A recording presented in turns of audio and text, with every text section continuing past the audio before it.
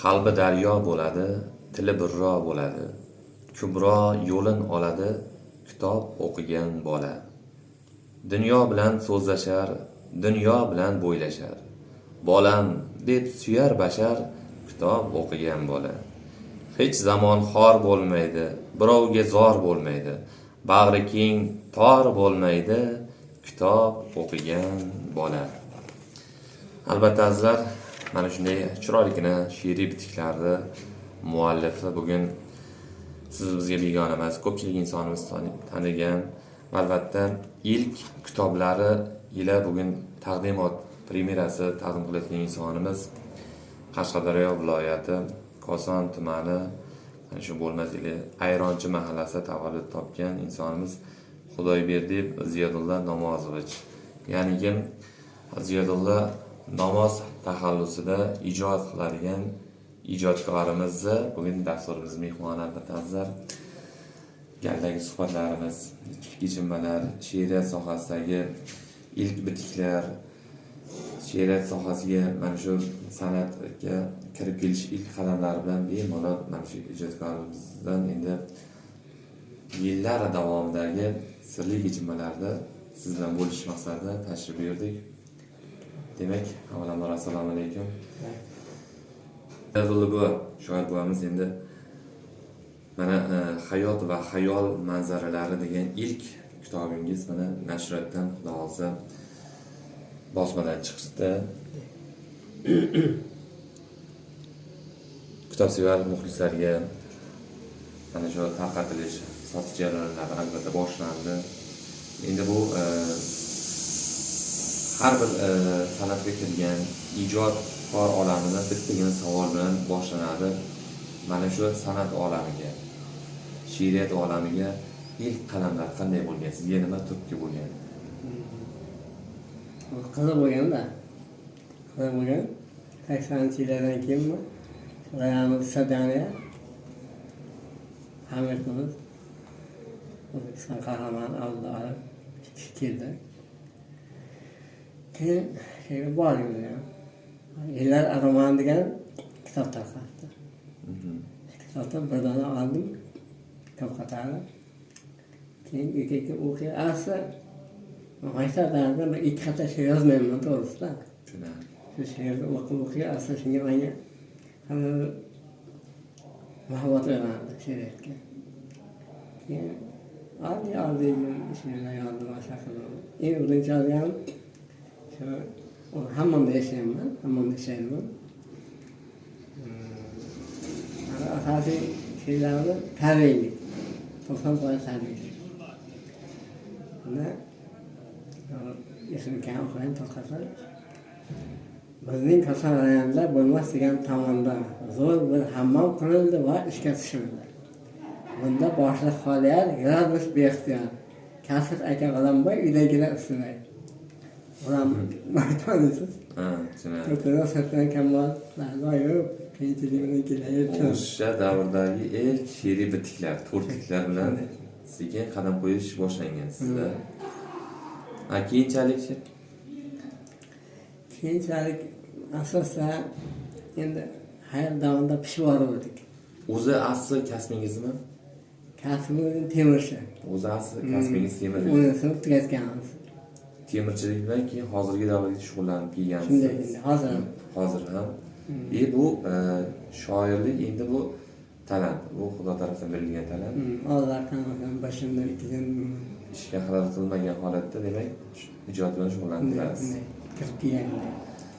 Shoirni ilhomi aynan tog' manzaralari yoki mamlaqa o'zi yolg'iz qolganda aynan kechki payt keladi deyishadi. Sizda ilhom qanaqa? Menga kutilganda keladi. Saqlamayman ham, tabiatga ham tomosha qilmayman. Kutilganda qanday yo'nalishda kelsa, shu yo'nalishda ketaman. Malaka boshqa she'rlar ikki kun, 3 kunga cho'zilib yoziladi. Masalan, bir soat yozayotgan bor. 2 soat yozayotgan bor. She'rlar cho'lab mayda degan she'rlar. Ham bir ishlab kelib yozib ketib, uyga kelib ishlab yana uyga kelib yozib ketib, ishlab uyga kelib yozib ketib. 2 soat yozganman. aynan shu tabiatda bo'lgan, boy ko'zimdan ko'rganman, va shunday tumtiq. Shularman.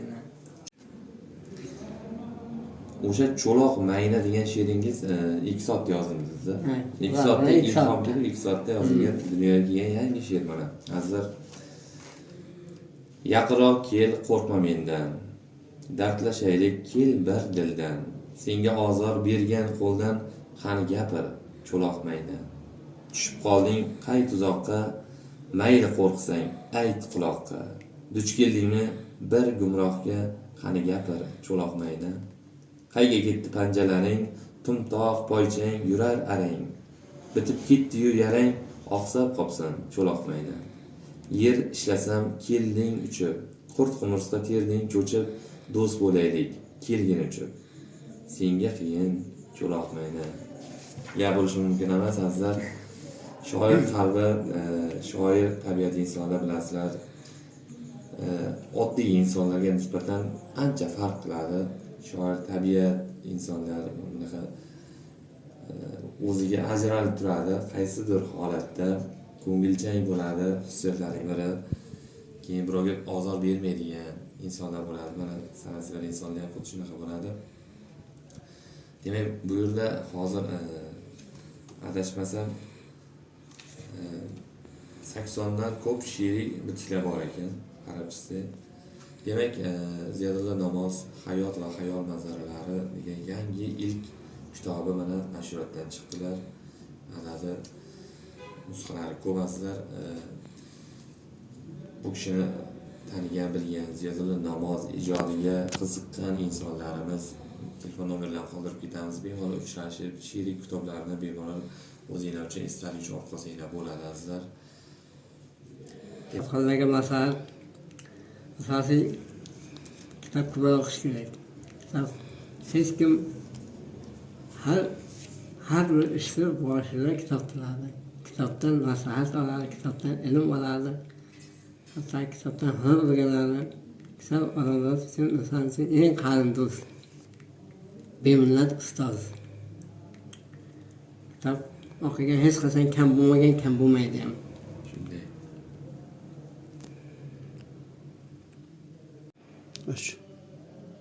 Endi bitta tabiiyki savol tug'iladi. Mana shuncha yillar davomida she'r yozgansiz, satrlar bitgansiz, daftar, jurnallarni qoralagansiz. Mana ko'pchilik she'riy bitiklaringiz katta-katta respublikamizda nufuzli nashriyotlarda ommalarga e'lon bo'lgan ekan. Mana siz haqingizda qisqacha ma'lumot berib o'tilgan ekan. Demak, Ziyodulla Namozni men o'tgan 20-asrning 85-yillaridan buyon bilaman. 1985-yillardan buyon bilaman. Uning asl kasbi temirchi. Temirchilik do'koni bo'lib, shuning orqasidan ro'zg'or tebratib keladi. Shu bilan bir qatorda she'rlar ham yozib turadi. Uzoq yillardan buyon she'rlari tuman, viloyat matbuot sahifalarida bosilib turadi. U bir suhbatda Safaxon, men she'r yozib yengil tortaman. Umr qush uyqusi, diydor biz bilan birga bo'lsin-da degandi. G'iybatni g'iybatchilikka yoqtirmagani uchunmi biz odamlardan emas, g'oyalarni muhokama qilishni o'rganaylik deydi u. Ushbu kitobga ham u hayotning turli falsafalarida yozgan she'rlarini kiritilgan.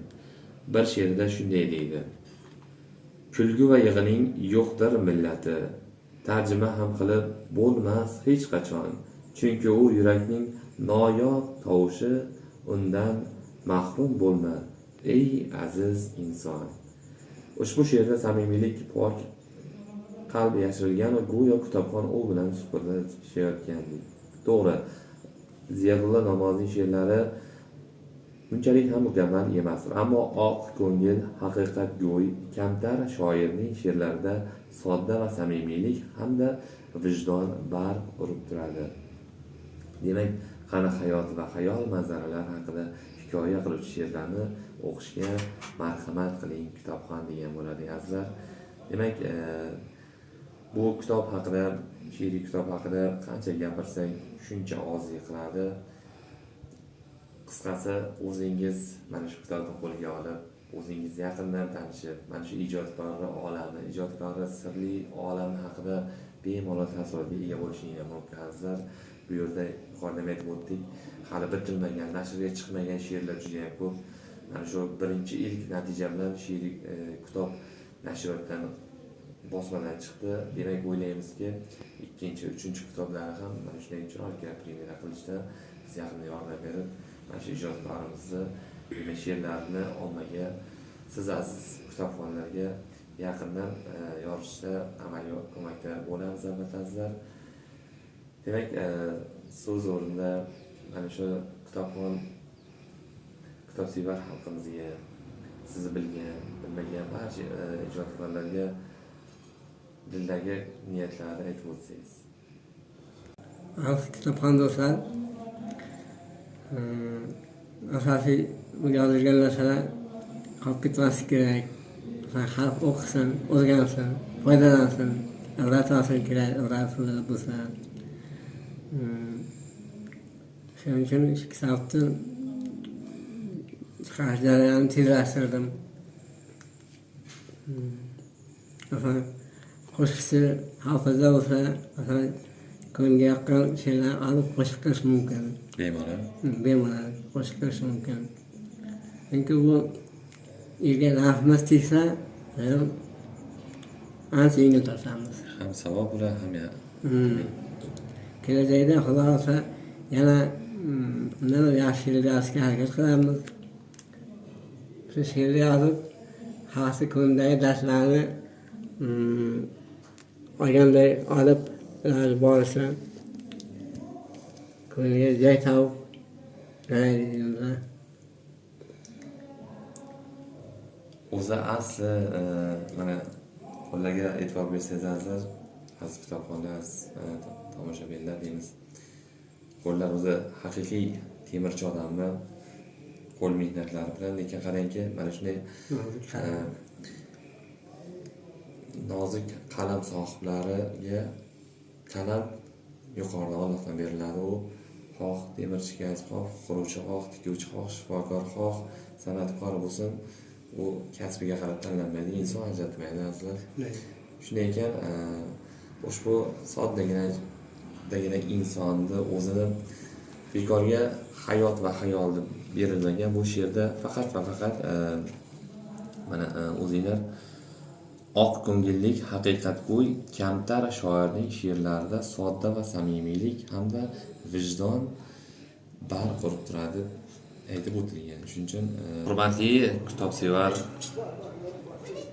insonlar, hayotni borligicha aks ettira olgan mana shu kitobda she'riy bitiklarda bemalol o'zingiz o'qib, ijodkorni ijod mahsullari bilan tanishib, azizlar, mana shu ijodkorimizni yaqindan muxlis bo'lib qo'yasizlar degan umiddamiz.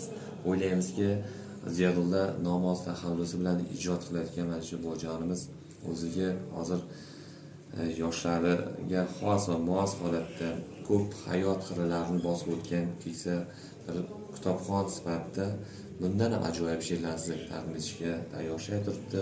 Bu birinchi qadam, endi xudo xohlasa qadam qo'yildi va albatta ikkinchi, uchinchi kitoblarda premyerasi deymiz, taqdimoti ketma-ket bo'lib bo'ladi.